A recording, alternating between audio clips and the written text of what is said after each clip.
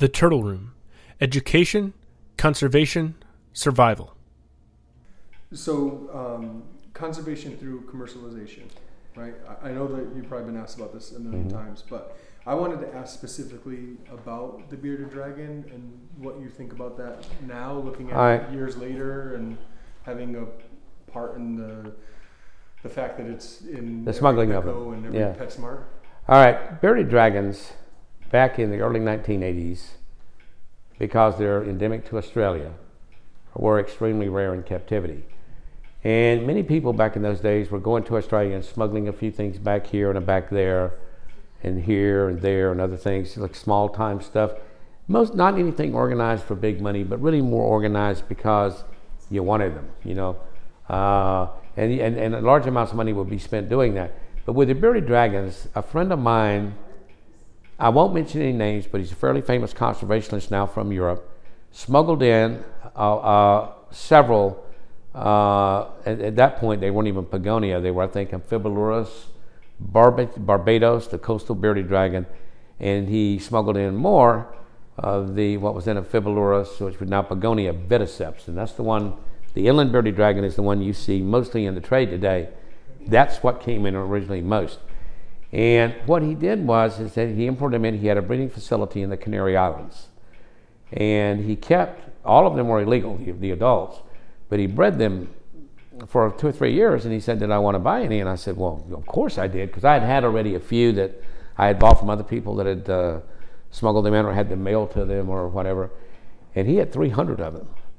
But they were all from babies that he had bred from these smuggled adults, still making them legal because illegal because under, you know, the law in the U.S. the way it's written, it's called fruit of the poison tree, I think. Something can't be made legal because you breed it if it was of an illegal origin. But because it's a non-appendix animal, Fish and Wildlife Service, and they were captive bred, they don't have any idea how he got the bearded dragons. They don't require CITES, so there's no proof on that. So he could simply send them to me, and I was pretty sure they had to clear the shipment, which they did, but they were still illegal. And so I brought in 300 of them. And 80% of them or 90% of them were inland bearded dragons. And that's probably the single biggest bunch that came in, but I'm not the only person that brought in bearded dragons. There were others too. But was it a good thing or a bad thing? I'll let you know. Smuggling is against the law. Okay, I've broken the law lots of times for smuggling and other stuff too. We all have. Not necessarily for what I did, but we've all broken the law.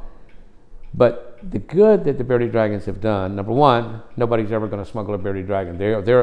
I've been to Australia. I was in Australia in 2014, and honestly, bearded dragons there are between not ever less than $100 each.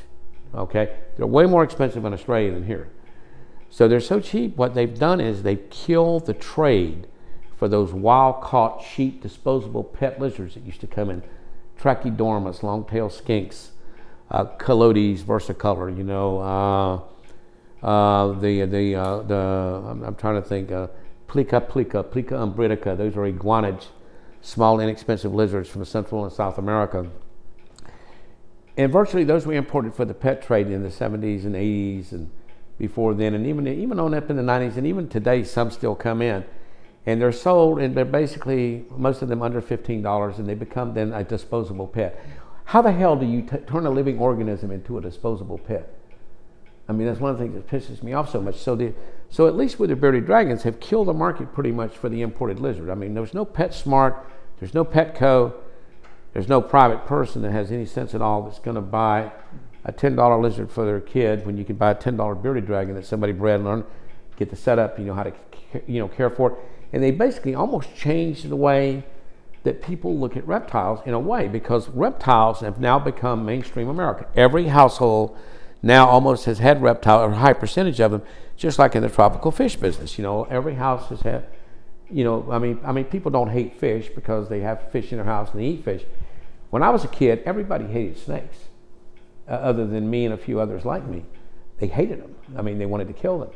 But when you have these things in your house, bearded dragons, all the cheap milk snakes from Mexico that were all smuggled in from Mexico back in the day, with herpers going down and catching them, bringing them back, breeding them and selling the babies, all these things have destroyed this market for the harvest of the wild animals. That makes me happy. Right. And it makes me happy too.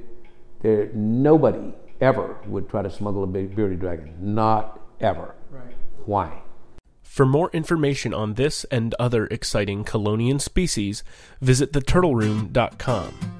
Check back every Monday night for new videos from the Turtle Room.